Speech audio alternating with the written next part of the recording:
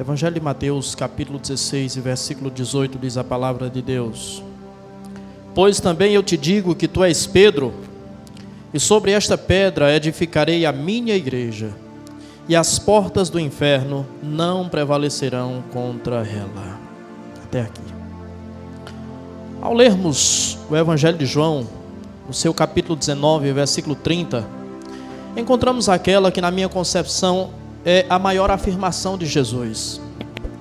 Em João 19:30, o texto relata que Jesus, no alto da cruz, brada: Tetelestai, está consumado. E quando Jesus diz está consumado, ele está dizendo está feito, está concluído, a obra está realizada. Porém, quando lemos o Evangelho de Mateus, capítulo 16 e versículo 18, encontramos aquilo que, na minha concepção, é a segunda mais poderosa afirmação de Jesus. Porque João 19:30 não seria possível sem Mateus, capítulo 16 e versículo 18. E Jesus, nessa mensagem, nessa simples frase, ele tem algumas lições importantes a nos comunicar, a nos transmitir. Nós conhecemos o texto e sabemos que esse texto está inserido na passagem em que Pedro afirma que Jesus é o Messias, que Jesus é o Cristo, que Jesus é o enviado por Deus. E ao afirmar isso, ele ouve de Jesus que ele é bem-aventurado. Por que Pedro é bem-aventurado? Porque Pedro reconhece a origem de Jesus. Porque Pedro reconhece a procedência de Jesus. Mas não apenas por isso. Porque Pedro reconhece quem é Jesus. Pedro é bem-aventurado porque ele reconhece quem é Jesus. E ao direcionar-se a Pedro, Jesus faz essa afirmação. Uma afirmação que tem promovido tantos debates ao longo da história do cristianismo, onde alguns acreditam ser Pedro a pedra fundamental da igreja por causa dessa afirmação de Jesus. Mas Jesus, ele, ao olhar para Pedro, ele diz: Tu és Pedro, e sobre esta pedra edificarei a minha igreja. Jesus diz que vai edificar a sua igreja. Então, com isso, Jesus está dizendo: eu terei uma igreja. Várias religiões já se fizeram, várias assembleias já se formaram, vários credos já foram estabelecidos, mas eu terei a minha igreja.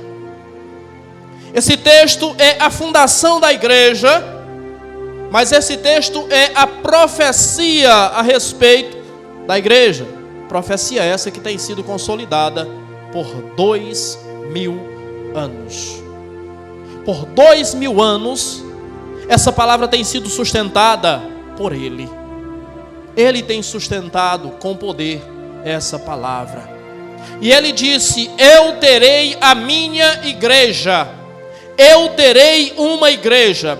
E eu edificarei uma igreja. Quando ele diz que terá uma igreja, e cônscio de todos os credos que haviam, de todas as manifestações religiosas que haviam, de todos os outros mestres que pregavam nos seus dias, faz-se uma pergunta: se ele terá uma igreja, que tipo de igreja será essa? Ele vai ter uma igreja, mas que igreja ele vai ter? Aliás, não apenas isso sobe à nossa mente enquanto pergunta, mas a outra pergunta que nos sobe à mente é: o que é ser igreja? Será que nós de fato entendemos o que é ser igreja?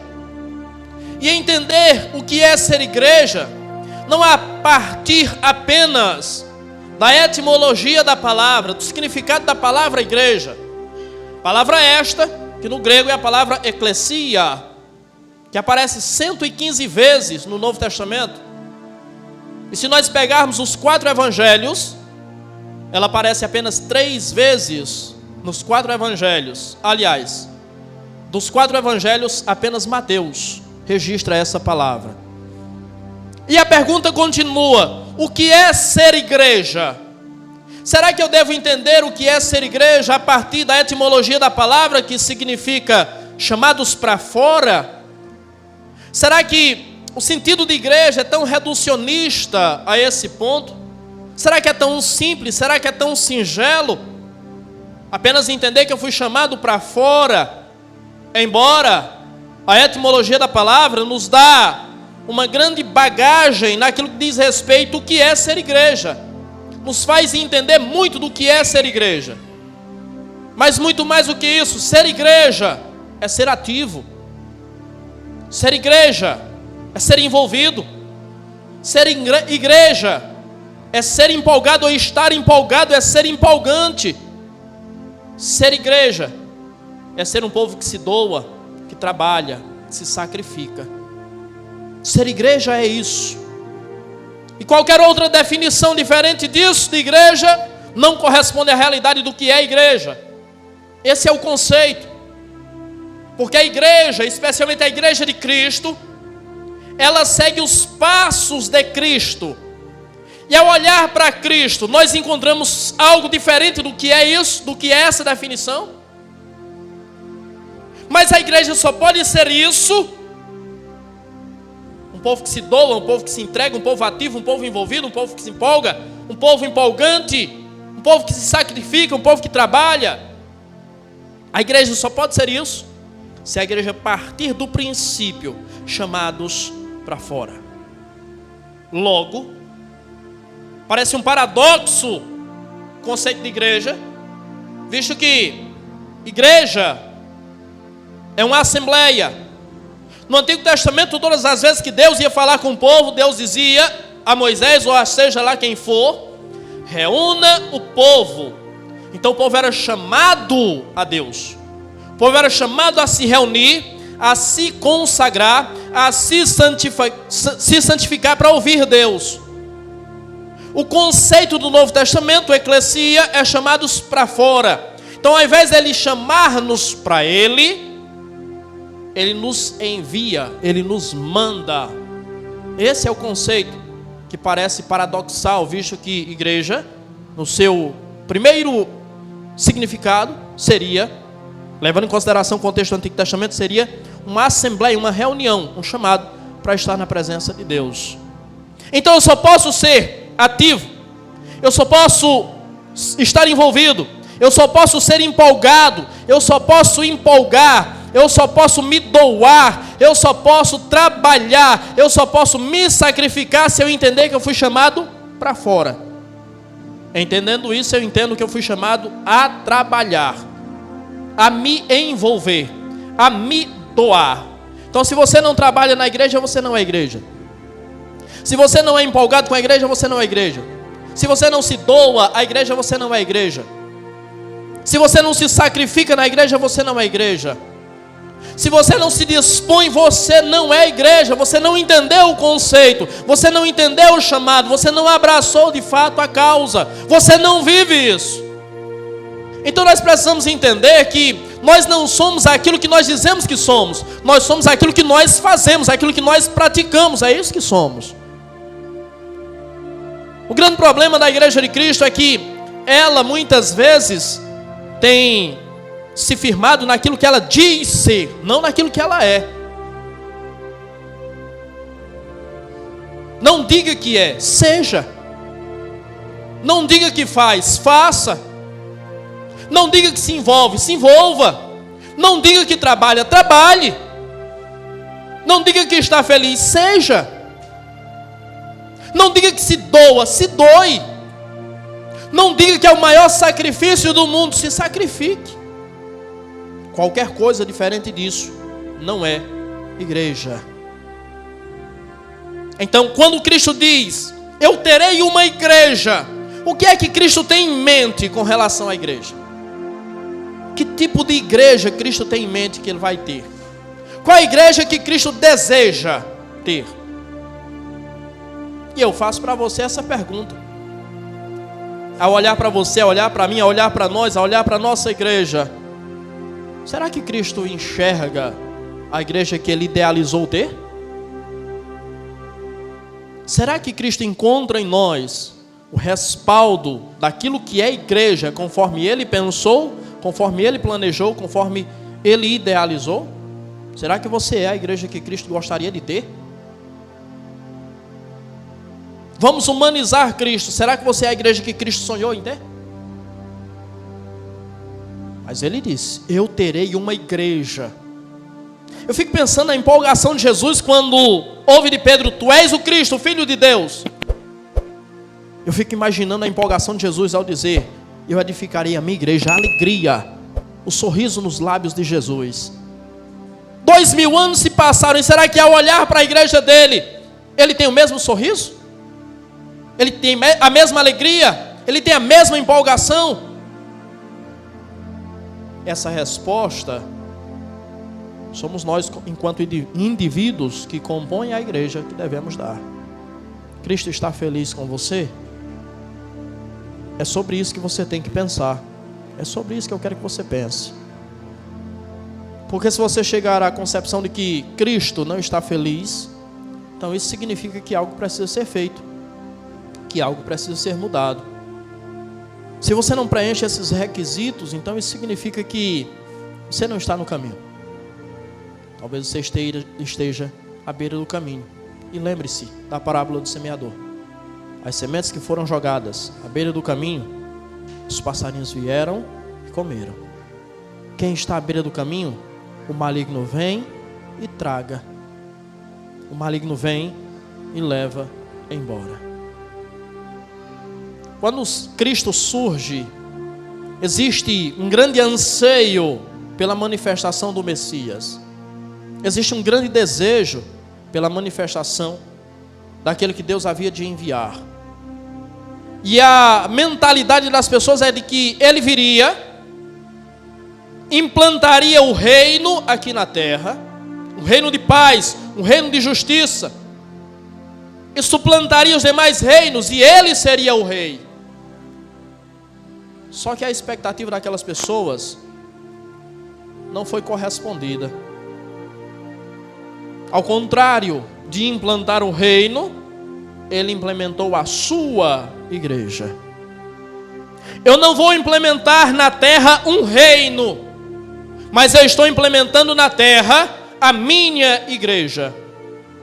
Com isso, Jesus está dizendo que a sua igreja é a pedra fundamental do seu reino. Você, enquanto igreja de Cristo, é a pedra fundamental do seu reino. Um dia ele implementará, estabelecerá o seu reino aqui na terra. Mas a pedra fundamental desse reino ele já implementou. A fundação já está feita. E essa fundação foi feita a partir da igreja. A igreja é a pedra fundamental do reino de Cristo aqui na terra. Se demônios são expulsos, se cegos veem, se aleijados são curados, isso significa que o reino de Deus chegou até vós. Se isso tem acontecido, isso significa que o reino de Deus chegou até vós. Então Jesus está dizendo: o reino está lançado, a pedra fundamental do reino está estabelecida, e é a minha igreja. E eu pergunto: a igreja que ele estabeleceu, a igreja que ele fundou, tem estrutura suficiente para suportar aquilo sobre o que tem sido construído há 2000 anos? E tem estrutura para suportar o reino que ele estabelecerá na terra? Se você é a igreja de Cristo, saiba, você é essa pedra fundamental que Cristo lançou como primeiro edifício, ou primeiro modo de edificar o seu reino aqui na terra. Por isso ele disse: eu terei a minha igreja. Mas acredite, não é qualquer clube que ele chama de minha igreja. Não é qualquer reunião que ele chama de minha igreja. Não é qualquer povo que ele chama de minha igreja. Não é qualquer culto que ele chama de culto da minha igreja. A igreja dele foi estabelecida. A pergunta não é se ele estabeleceu a sua igreja. A pergunta é: será que eu sou a igreja dele? Ou será que eu apenas penso que eu sou a igreja dele? O conceito de igreja não é um conceito simplesmente neotestamentário. O conceito de igreja é um conceito anterior, como eu falei. Era a assembleia, era o ajuntamento. Era quando as pessoas eram chamadas a vir em uma reunião solene. Isso quer seja no contexto religioso ou em qualquer outro contexto.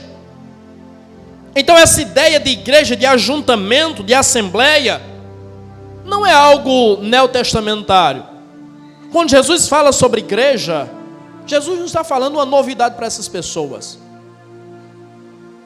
Mas a igreja que Cristo estabelece, sim, é uma novidade para essas pessoas. Por quê? Porque a igreja que Cristo estabelece, ela é revolucionária. A igreja que Cristo estabelece não é mais do mesmo. A igreja que Cristo estabelece, ela se impõe em relação às demais. Ela se destoa das demais. A igreja que Cristo estabelece é um povo que tem lugar e tem importância na sociedade. A igreja que Cristo estabelece é uma igreja que faz a diferença. A igreja que Cristo estabelece é uma igreja que está envolvida com a sociedade. A igreja que Cristo estabelece é uma igreja que impacta o ambiente onde ela está. Esse é o conceito estabelecido por Jesus quando ele diz que nós somos sal da terra e luz do mundo. Ou seja, a nossa presença é marcante. Se a nossa presença não é marcante, então nós não somos igreja. Quando lemos Atos, capítulo 17, versículo 6, a Bíblia diz que ao chegar em Tessalônica, o que a igreja de Cristo escuta é: esses que têm alvoroçado o mundo vieram até nós, chegaram aqui também. O que é que isso significa? É que a igreja, onde ela chegava, ela impactava. A sua presença era perceptível. A sua ação modificava o ambiente. Mais uma vez eu digo: será que nós temos sido a igreja que Cristo estabeleceu, que Cristo fundou? Será que nós temos sido essa igreja revolucionária? Algumas pessoas dizem que a igreja de Cristo é revolucionária porque traz uma ideia de rebeldia contra o Estado. Não, não é isso. A igreja de Cristo nunca foi isso. A igreja de Cristo é assim, um movimento de rebeldia contra o pecado, contra as trevas, contra as obras infrutuosas do mal. E é uma igreja que revoluciona o ambiente onde ela está inserida. Isso é a igreja de Cristo. Foi essa a igreja que ele estabeleceu. Nós precisamos ampliar a nossa mentalidade sobre o que é, de fato, igreja. Igreja não é apenas o ajuntamento, a comunhão de crentes. Igreja é muito mais do que isso. Igreja é uma organização definida. Igreja é um povo que se reúne em ordem, com propósito. Igreja é o povo que se reúne com o objetivo, um objetivo em comum. Igreja é um povo que trabalha em prol do objetivo e dos ideais do reino. E a pergunta continua: você, enquanto igreja, tem trabalhado em prol dos objetivos e ideais do reino? Você entende que você faz parte de uma organização definida? Tem a parte espiritual, mas tem a parte burocrática também. Você entende e você se coloca nessa posição? Não somos apenas um ajuntamento de crentes, somos uma organização definida, estabelecida, com regras. Nós temos cumprido os objetivos enquanto instituição e enquanto igreja, no sentido espiritual da palavra? Temos? Nós precisamos pensar sobre isso. Temos cumprido os ideais do reino? Se não somos igreja. Temos priorizado? Quantas vezes nos esquecemos? Mateus 6,33. Ponham em primeiro lugar na sua vida o reino de Deus e a sua justiça, e todas essas coisas vos serão acrescentadas. Até que ponto essa palavra tem sido uma realidade na nossa vida? Até que ponto o seu reino, até que ponto os seus propósitos, até que ponto os seus ideais, até que ponto a sua igreja, a sua obra, o próprio Deus tem sido prioridade na nossa vida? Até que ponto? Isso é para nós pensarmos, e pensando sobre isso, nós vamos formulando na nossa mente se nós somos realmente a igreja que Cristo fundou, se nós somos realmente a igreja que Cristo estabeleceu. Você precisa pensar sobre isso. O que é ser igreja? Ser igreja é ser um novo homem. E quando eu digo ser igreja é ser um novo homem, é o conceito bíblico, ser uma nova criatura. Isso é ser igreja. O que é ser igreja? É ser o corpo de Cristo, é a extensão, é a manifestação de Cristo aqui na terra. É a representação de Cristo aqui na terra. O que é ser igreja? Ser igreja é ser templo do Espírito Santo. Isso é ser igreja.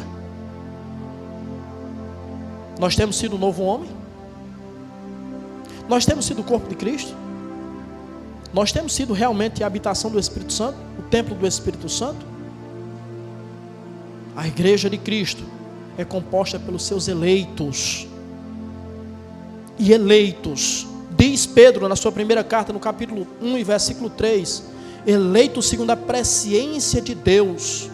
O conceito de eleição está no nosso chamado antes da fundação do mundo. Isso é a igreja. Aqueles que foram chamados antes da fundação do mundo são os escolhidos, que Jesus tanto falou. Isso é a igreja. São aqueles que Ele chamou para viverem a eternidade, para desfrutarem da eternidade. Isso é igreja. Diante disso, pense e reflita mais uma vez. Você é igreja? Você pensa sobre isso? Você reconhece que essas características que definem o que é uma igreja fazem parte da sua vida? Você reconhece o privilégio que você tem em ter sido chamado e escolhido para morar no céu? Isso é ser igreja. A pergunta continua: Cristo está satisfeito com a sua igreja? Ao olhar para você, você acha que Ele está satisfeito com você? A igreja de Cristo tem cumprido o seu papel? Tem preenchido os seus requisitos? Ou os requisitos necessários para ser chamada de igreja? Pense sobre isso e defina se de fato isso é uma realidade na sua vida. E que essa palavra não seja mais uma palavra, mas que essa palavra seja uma palavra que vai te fazer pensar, te fazer refletir, te fazer mudar algumas atitudes, fazer mudar a tua mentalidade acima de tudo. Cristo nos ensina 3 lições importantes nesse texto. A primeira é, Ele está afirmando: eu vou ter uma igreja. Se outros têm seus segmentos religiosos, eu vou ter uma igreja. A segunda verdade que Cristo está ensinando nesse texto é que a igreja dele será rejeitada, será confrontada e será combatida. Essa é a realidade da igreja. Ela será rejeitada, ela será confrontada e ela será combatida. Se você, enquanto igreja, não está disposto a passar por isso, eu sinto muito, você não faz parte da igreja, você não está preparado para ser igreja. A igreja de Cristo é o segmento religioso mais perseguido em toda a história da humanidade. Não existe um segmento religioso mais perseguido do que a Igreja de Cristo. E isso desde os seus primórdios. Você vai dizer para mim, pastor, mas vamos olhar para Israel? Quantas perseguições Israel sofreu e sofre ainda hoje? Israel sofre perseguição enquanto nação. A Igreja de Cristo sofre perseguição enquanto instituição religiosa. E não existe, nunca existiu e nunca existirá uma instituição mais perseguida do que a Igreja de Cristo. E ele disse: tu és Pedro, sobre esta pedra edificarei a minha igreja, e as portas do inferno não prevalecerão contra ela. Isso não significa que a igreja não sofrerá. Isso não significa que a igreja não será provada. Isso não significa que a igreja não passará por tormento, por aflições, por angústias. Se a Igreja de Cristo é a instituição religiosa mais perseguida na história da humanidade, isso começa com o próprio Cristo, que foi morto brutalmente da forma que foi. Mas a exemplo de Cristo, todos os seus apóstolos e grande parte dos seus discípulos e seguidores diretos do primeiro século, segundo, terceiro, enfim, também foram perseguidos. Com exceção do apóstolo João, todos os demais foram martirizados. Por exemplo, a Bíblia nos fala sobre Tiago maior. Tiago foi decapitado no ano 44 da era cristã. Está registrado em Atos capítulo 12 a sua morte. Temos o relato de Estevão, que foi apedrejado no ano 34 da era cristã, o primeiro mártir da Igreja de Cristo. Temos Filipe, que foi crucificado no ano 54 da era cristã. Temos Mateus, que foi morto através de uma albarda no ano 60 da era cristã. E o que é uma alabarda? Uma alabarda era uma ferramenta, um instrumento de guerra antigo, mais ou menos parecido com um machado. E Mateus, no ano 60, foi morto através de um instrumento desse. A história nos conta sobre Tiago Menor, que foi espancado, apedrejado e teve seu crânio esmagado por uma clava aos 94 anos. Essa é a história dos apóstolos. Essa é a história dos primeiros seguidores de Jesus. Temos Matias, que foi apedrejado e decapitado no ano 70 da era cristã. Temos André, que foi crucificado no ano 70 da era cristã. Nós temos o evangelista Marcos, que foi arrastado pelas ruas da cidade e teve a sua pele esfolada no ano 64 da era cristã. Nós temos o apóstolo Pedro, que, segundo diz a tradição, no ano 69 foi crucificado de cabeça para baixo em Roma. Essa é a história deles. Nós temos o apóstolo Paulo, que foi decapitado em Roma entre 67 e 68 depois de Cristo. Temos Judas, também chamado de Tadeu, que foi crucificado em 72 depois de Cristo. Temos Bartolomeu, que foi açoitado e crucificado no ano 70 da era cristã. Tomé foi morto através de uma lança no ano 70 da era cristã. Temos o evangelista Lucas, que no ano 93 foi enforcado na Grécia. Temos Simão Zelote, que foi crucificado no ano 74. Temos Barnabé, que foi arrastado e queimado no ano 64 da era cristã. E eu poderia ficar aqui por muito tempo falando para você sobre a história e martírio, não apenas dos apóstolos, mas dos seguidores de Cristo. Mas isso eu estou falando para você ter uma ideia do que é ser cristão, de qual é o valor da fé cristã, de qual é o preço em ser cristão. Ser cristão não é o oba-oba que nós vivemos hoje, não. Ser cristão não é vir à igreja quando dá vontade. Ser cristão não é oferecer esse troco de pinga que nós oferecemos para Deus. Ser cristão não é ser falsos e mentirosos como nós somos, relaxados como nós somos, preguiçosos como nós somos. Ser igreja não é isso. Ser igreja está longe disso. Talvez nós precisamos conhecer um pouquinho mais, não só de Bíblia, mas de história, para nós entendermos o que é ser igreja. E mesmo hoje eu estou falando do relato dos primeiros, dos pais, dos fundadores do negócio. Mas mesmo hoje existem pessoas pagando um preço muito alto para manter a sua fé em Cristo. Quantos morreram por não negar a sua fé? Quantos morreram porque era colocado diante deles: se ajoelhe diante dessa imagem ou você morre. E eles se negavam a se ajoelhar diante daquela imagem. E se fosse você? E se hoje, se coloque no lugar deles, se fosse hoje, aqui, agora, alguém colocasse uma imagem diante de você e dissesse: ou você se ajoelha diante dessa imagem, ou eu vou decapitar você. O que você faria? Você faria igual Pedro: maldito seja ele, eu nunca vi esse homem.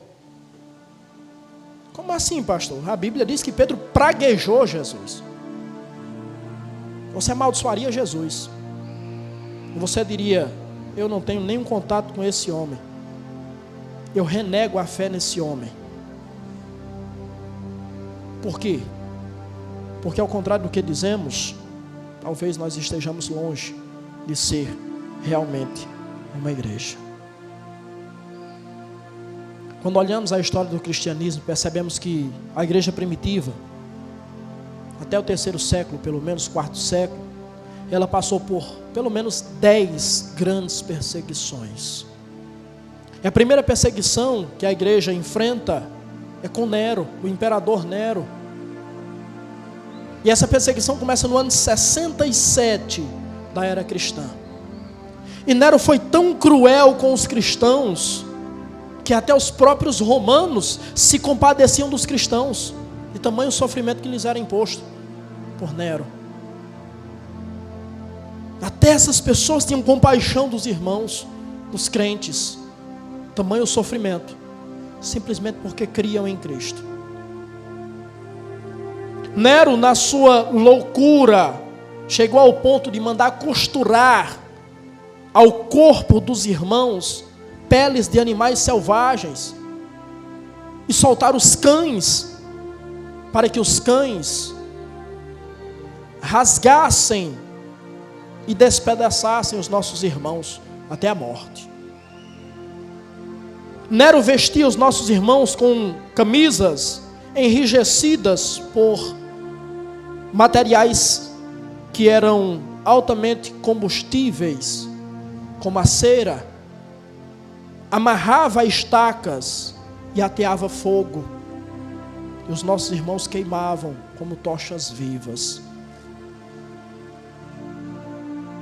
Se hoje você for em Roma, você pode visitar as catacumbas de Roma,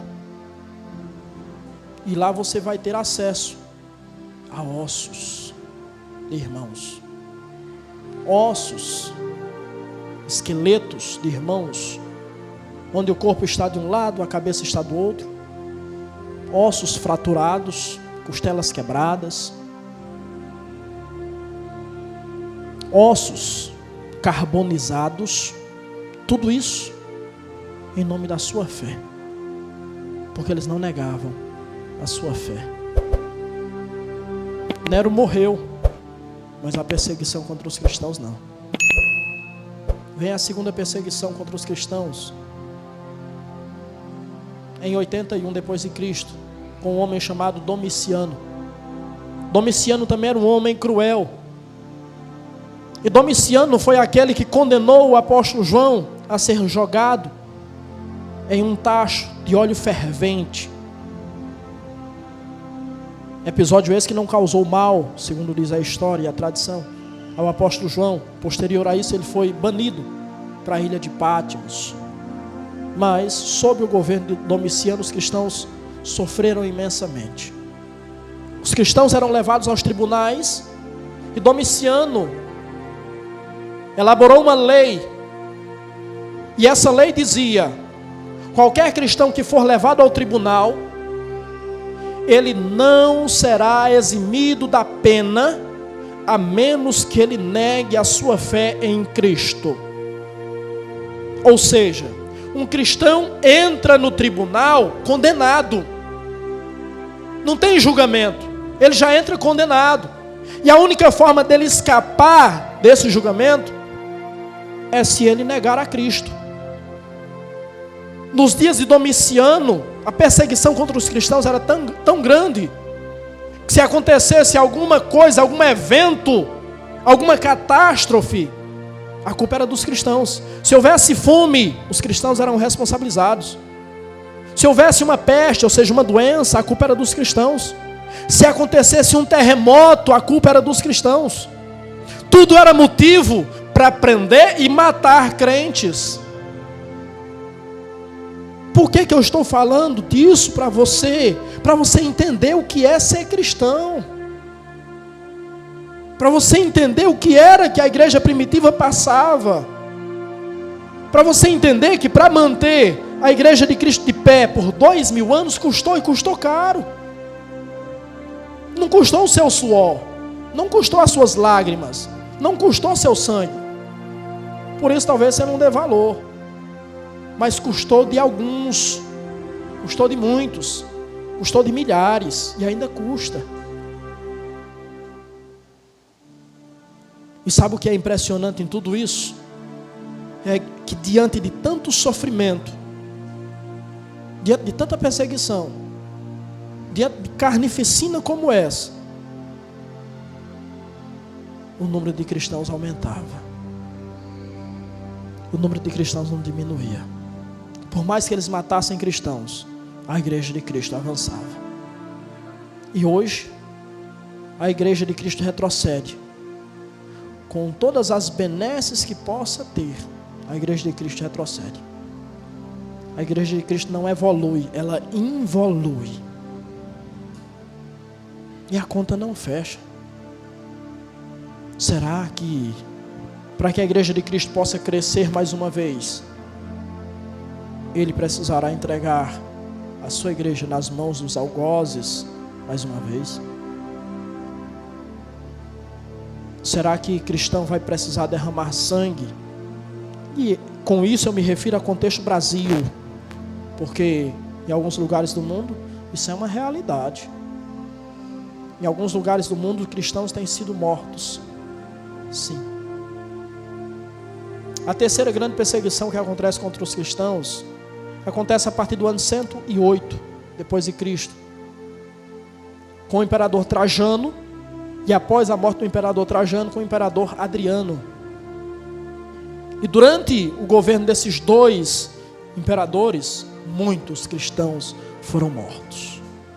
Um número exagerado de cristãos, milhares e milhares de cristãos foram mortos. Por quê? Por causa da sua fé. Alguns imperadores queriam extirpar o cristianismo da sociedade e fizeram de tudo para que isso acontecesse. Vem a quarta grande perseguição, e eu vou parar por aqui. A quarta grande perseguição que acontece contra a igreja de Cristo acontece a partir do ano 162 depois de Cristo, com um imperador extremamente conhecido, o imperador Marco Aurélio. Marco Aurélio é conhecido por ser um homem das letras, por ser adepto da filosofia estoicista. E hoje, se você for em alguma livraria, você encontra livros de Marco Aurélio.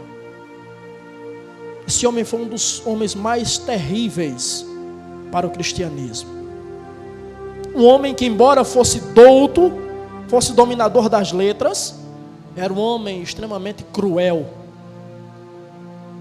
Talvez por ser militar, ele tinha essa dureza no seu coração. E durante o império de Marco Aurélio, os cristãos foram perseguidos e torturados.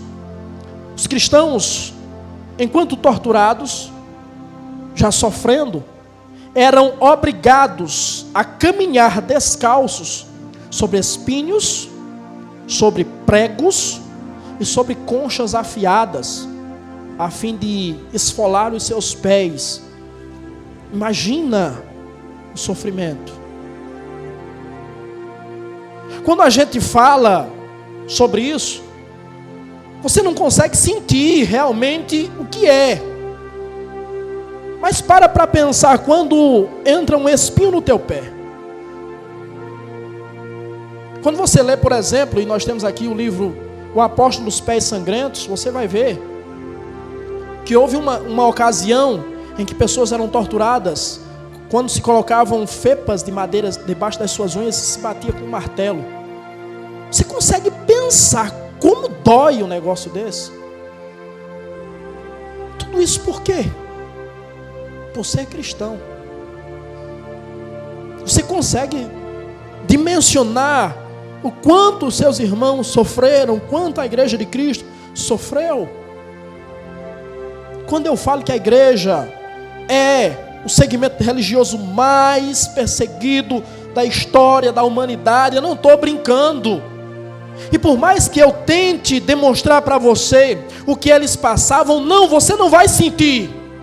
Você não vai saber exatamente o que é. Mas talvez se 1% daquilo que passou com eles passasse com você, talvez você tivesse uma ideia. Sob Marco Aurélio, cristãos eram açoitados brutalmente, a ponto dos tendões do seu corpo serem expostos, as veias dos seus corpos serem expostos. E depois de tanto sofrimento, eles eram executados de forma brutal. Eu pergunto para você: você é a igreja de Cristo? Você é a igreja que Cristo fundou? Você é a igreja que Cristo edificou? É difícil dar um glória numa hora dessas. É difícil ouvir tantas verdades e não colocar a mão na consciência.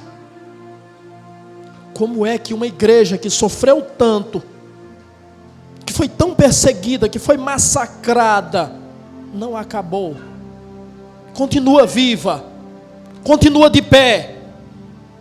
Existe apenas uma razão, e a razão é a terceira lição que Jesus nos ensina nesse texto. A minha igreja resistirá, e a minha igreja triunfará sobre as opressões do mundo, mas não apenas sobre as opressões do mundo, mas sobre as opressões do inferno, sobre as opressões das trevas, sobre as obras do mal. A igreja de Cristo é a igreja que resiste, a igreja de Cristo é a igreja que prevalece. E eu pergunto: você é essa igreja que resiste? Você é essa igreja que prevalece? Ou você é a igreja que retrocede? Ou você é a igreja cambaleante? Ou você é a igreja que para? Ou você é a igreja que desiste? Se você é daqueles que param, daqueles que desistem, daqueles que desanimam, daqueles que retrocedem, você não é igreja de Cristo. Porque quando ele disse: eu vou ter uma igreja, essa palavra tem sido fiel, e essa palavra tem se cumprido ao longo de 2000 anos, e ele continua tendo uma igreja. A sua igreja continua viva, a sua igreja continua operante, e a sua igreja continua se preparando para morar no céu. A sua igreja continua se preparando para encontrar-se com Ele. A sua igreja continua firme, como sendo a pedra fundamental do seu reino. E a sua igreja é aquela que vai ser chamada para se encontrar com Ele nos ares, mas voltará para reinar com Ele aqui na terra. Essa é a sua igreja. E eu encerro perguntando: você é essa igreja? Só você pode me dar essa resposta. Aliás, você não tem que me dar essa resposta. Você tem que se dar essa resposta. Você é essa igreja? Verdadeiramente você é a igreja de Cristo? Pense sobre isso.